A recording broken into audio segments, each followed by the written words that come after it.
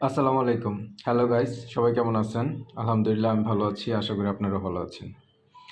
আজকে হঠাৎ করে নারকেল দিয়ে সেমাই খেতে মন চাইলো। আমার অবশ্য আবার পাকা নারকেল দিয়ে সেমাই খেতে মজা লাগে না, স্বাদ লাগে না, কেমন জানি। তাই বাজার থেকে একটু বুদ্ধি খাটিয়ে একটা কচি ডাব নিয়ে আসলাম। অবশ্য ডাবটা একটু বাড়তি ছিল, যার থেকে নারকেল নিতে পারি, কারণ ডাবের নারকেলটা একটু কচি কচি লাগে। এটা দিয়ে সেমাই রান্না করলে এত স্বাদ লাগে যা বলে বোঝানো যাবে না। আসুন, এখন ডাব থেকে পানিটা বের করে নিচ্ছি। পানিটা ঢেলে একটা জগে নিয়ে নিলাম। মাশাল্লাহ, ডাবটাতে এত পানি হয়েছে কল্পনা করতে পারিনি। দেখেন, পুরো মগটাই ডাবের পানিতে ভরে গেছে, প্রায় হাফ কেজির উপরে পানি হয়েছে। সবাই মিলে ডাবের পানিটি খেয়ে নিলাম।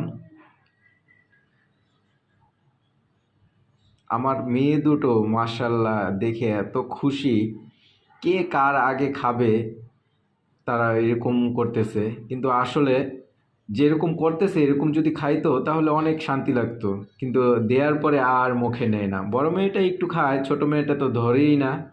তারপরও জোর করে একটু খাওয়ালাম। সবাই মিলে ডাবের পানিগুলো খেলাম। খেয়ে তারপরে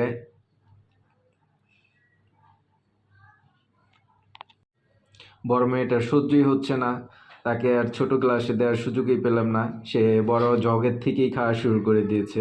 আর ছোট মেয়ে যখন গ্লাসটা দিল, তারপর তাকে মগের মধ্যে ঢেলে দেওয়ার ফাঁকে আমি একটু খেয়ে নিলাম, কারণ আমারও সহ্য হচ্ছিল না কখন খাবো।